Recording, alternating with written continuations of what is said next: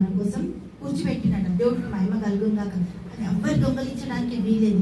ఎవ్వరు ఎంత ఏమి చేసినా, అవమానపరిచినా, కించపరిచినా, నువ్వు వేస్ట్ అన్నా కూడా మన కోసం పరలోకంలో సిద్ధపరిచి పెట్టినాడు. దేవుడికి మహిమ కలుగుందాక. చెప్పండి, నా కుర్చీ ఎవ్వరు తీసుకోండి, దానికి నా తండ్రే కావాలి. దేవుడికి స్తోత్రం. ఎవ్వరు లేరట. ఆయన మన కుర్చీని భద్రపరుస్తున్నాడు. దేవుడికి మహిమ కలుగుందాక. ఆయన ఏమంటుండు? క్రీస్తుతో కూడా లేపి పరలోకమందు ఆయనతో కూడా కూర్చుండబెట్టింది. మీరు విశ్వాసము ద్వారా కృపచేతనే రక్షింపబడి ఉన్నారు.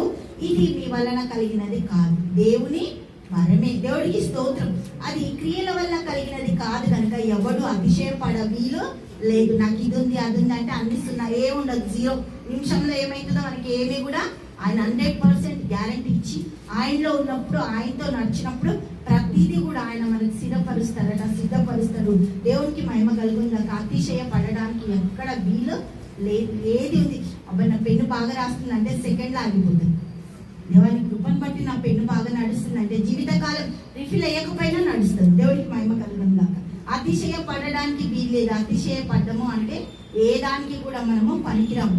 మరియు వాటి అందు మనము నడుచుకునే వాళ్ళని దేవుడు ముందుగా సిద్ధపరిచిన సత్క్రియలు చేయుటకై మనము క్రీస్తు యేసునందు సృష్టింపబడిన వారమై ఆయన చేసిన పని అయి ఉన్నాము. దేవుడికి మహిమ కలుగుందాక.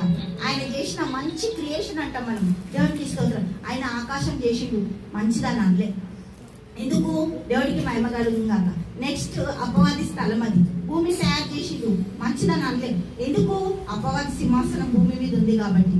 థర్డ్ డే వచ్చేసరికి అన్ని మంచిది చూసినాడు. దేవుడికి స్తోత్రం. ఆయన అన్ని కూడా మనకు మంచి పనులే చేసి పెట్టినాడు. దేవుడికి మహిమ కలుగుందాక. సత్క్రియలు చేయటకై మనము క్రీస్తు యేసునందు సృష్టింపబడిన వారమై ఆయన చేసిన పని. దేవుడికి స్తోత్రం. ఆయన తయారు చేసిన మనము మనకేమి ఇచ్చినట్టు చెప్పండి, పక్కన ఏ బహుమానం ఇచ్చింది తెలుసా? గుడ్ ఫ్రైడేకి మనకు. కాబట్టి మునుపు శరీర విషయములలో అన్యజనులై ఉండి శరీరమందు చేతితో చేయబడిన సున్నతి గలవారు అనబడిన వారి చేత సున్నతి లేని వారు అనబడిన మీరు, చెప్పండి, నేనే.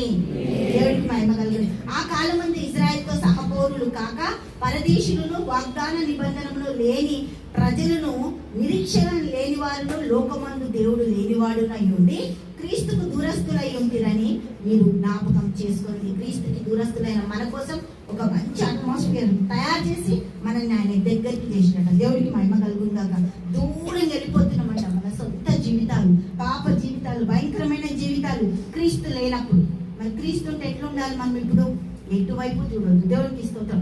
ఆయన వైపు, ఆయనలోనే, ఆయన ద్వారా, ఆయనతోనే మన జీవితాలు. ఏ జీవితం జీవించినా పనికి రాని, ఆయన లెక్క చేయడు. దేవుడికి స్తోత్రం. మన జీవితాలకు ఆయనే ఆధారం, ఆయనే అధికారి. దేవుడికి మహిమ కలుగుందాక. 13వ వచనం చూస్తే దేవుడికి మహిమ కలుగుందాక. ఆయనను మునుపు దురస్తులై మీరు ఇప్పుడు క్రీస్తు యేసునందు క్రీస్తు రక్తము వలన సమీపస్తులై ఉన్నారు. ఆయన మన సమాధానమై ఉండి మీకును మాకును ఉండిన ద్వేషమును, అనగా విధి రూపకమైన ఆజ్ఞలు గల ధర్మశాస్త్రము తన శరీరమందు కొట్టివేయుట చేత మధ్య గోడను పడగొట్టి మన ఉభయులను ఏకము చేసింది. దేవుడికి స్తోత్రం.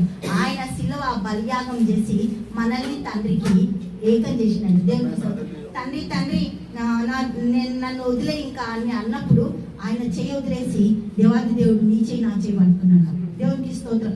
ఆయన చెయ్యి ఎప్పుడైతే వదిలేసిండో నిన్ను నన్ను పట్టుకుని ఆయన కోసం